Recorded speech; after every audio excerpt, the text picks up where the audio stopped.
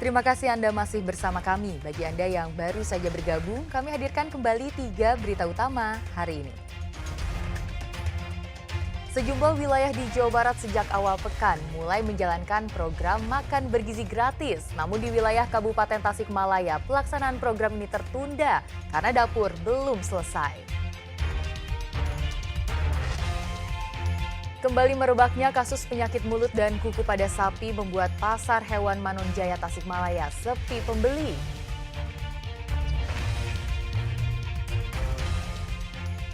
Menganggur, seorang pemuda asal Purwakarta nekat mencuri ponsel pedagang warung nasi uduk.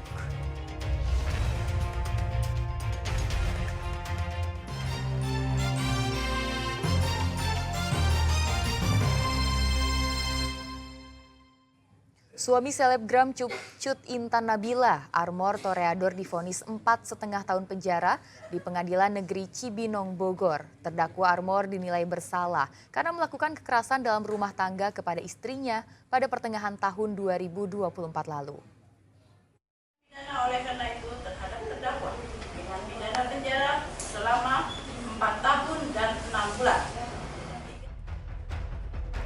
4 tahun dan 6 bulan penjara. Itulah vonis terdakwa Armor Theodor, suami dari selebgram Cut Intan Nabila. Keduanya sempat heboh di jagat maya pada pertengahan 2024 karena video kekerasan dalam rumah tangga yang diunggah Intan di akun media sosialnya. Dalam sidang vonis di Pengadilan Negeri Cibinong, Kabupaten Bogor, Armor Theodor diyakini melakukan kekerasan terhadap istrinya di rumah mereka di Desa Cikeas, Kecamatan Sukaraja pada Agustus 2024. Majelis hakim menilai perbuatan Armor menyebabkan korban dan anak mengalami trauma. Menanggapi vonis yang lebih rendah dari tuntutan jaksa penuntut umum yang menuntut 6 tahun penjara, terdakwa mengaku menerima dan tak mengajukan banding.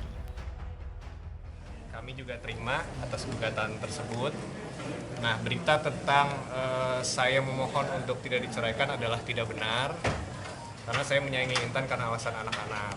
Gitu. Nah, kemudian mungkin media di luar juga sering memberitakan bahwa memang hanya Intan yang tersakiti selama berumah tangga, dan sebetulnya itu sebenarnya saya juga mengalami hal yang sama. Saya sudah ceritakan semuanya di persidangan secara tertutup sehingga aib-aib kami tidak terbuka lebar lagi di luar. Gitu. Ya, insya Allah apapun keputusannya, meskipun kami juga bercerai, kami tetap bersilaturahmi dengan baik demi anak-anak, dan insya Allah putusan ini saya terima dengan ikhlas dan saya akan jalani dengan sebaik-baiknya. Tidak banding ya? Udah, tidak ada banding. Saya terima kasih. Cukup. Meski menerima vonis, kuasa hukum terdakwa menilai seharusnya kliennya tidak dikategorikan sebagai public figure. Saya juga kaget tadi menyebutkan Armor itu public figure. Nah, jadi kategori itu kita belum juga memahami itu ya. Bang, pledoinya ditolak gimana Bang tanggapannya Bang? Pledoi itu ditolak, kan kita minta bebas.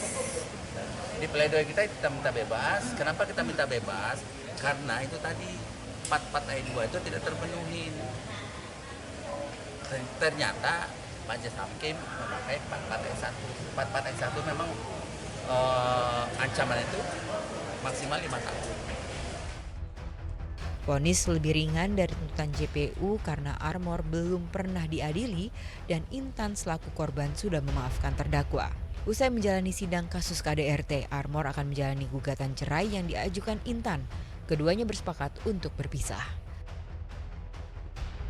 Asep Solihin melaporkan dari Kabupaten Bogor. Seorang pemuda asal Purwakarta mencuri ponsel pedagang warung nasi uduk pada Rabu siang. Pelaku ketahuan karena kabur saat korban dan suaminya mencari ponselnya yang hilang. Pemuda 19 tahun ini tak berkutik setelah digiring ke pos polisi Pasar Jumat Purwakarta. Dika, warga desa Sawit Kecamatan Bojong ini ditangkap karena mencuri ponsel pedagang nasi uduk di Jalan Jenderal Sudirman Rabu siang. Pemilik ponsel mengatakan pelaku sudah mengincar ponselnya karena sebelumnya sudah lewat warungnya tetapi kembali lagi. Suami korban juga curiga dengan gerak-gerik pelaku yang tiba-tiba lari. Ia pun mencoba mengejar hingga dibantu polisi yang tengah berpatroli. Lari ke situ kelihatan larinya. Oh, kelihatan. Terus ibu nanyain ke bapak, "Ma, HP bapak mana? HP itu mana?" Katanya, "Nggak tahu," kata bapak, "tadi cuma di sini," kata gitu. Terus orangnya dikejar sama bapak Iya, berarti ya? sama bapak orangnya dikejar. Jadi pasti curinya pasti tinggal kemana sama ibu? Ke toko Mas AS nonton ibu ini, nulungin ibu ini dituntun sama saya teh kan emang sering kesini. Dia mau ke toko Mas AS. Berarti dia nggak sempat pura-pura makan nggak gitu ya? Enggak, dia tuh emang duduk di situ. Tadinya udah lewat. Awalnya udah lewat sampai situ. Dia balik ke situ lagi, duduk di situ sambil mainan HP gitu di situ. Pas mau dikejar ya nggak kekejar, dia udah duluan larinya gitu. Terus Bapak?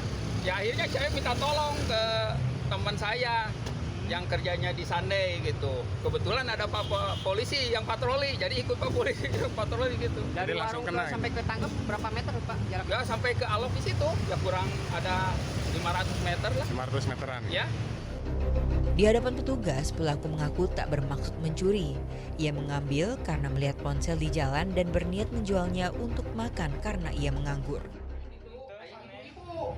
Di jalan. Di jalan. Orang simpang, bukan di jambret bukan? itu.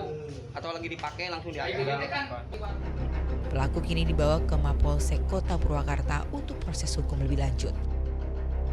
Zainal Arifin melaporkan dari Purwakarta. Sandi Butar-Butar, petugas pemadam kebakaran di Depok yang kerap menyuarakan dugaan korupsi di institusinya diberhentikan. Sandi bersama 2 temannya mendapat surat pemutusan kontrak kerja yang dikirim melalui pos.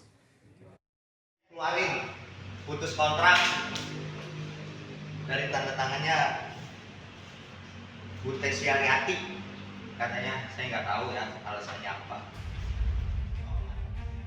Itulah pengakuan Sandi Butar-Butar, petugas pemadam kebakaran Kota Depok tentang pemecatan dirinya yang viral di media sosial.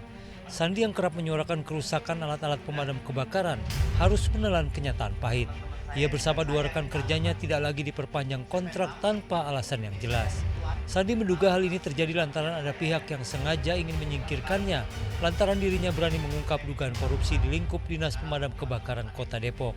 Sandi yang sudah 10 tahun mengabdi sebagai petugas pemadam kebakaran tidak menyangka harus menerima surat pemutusan kontrak yang dikirim melalui pos.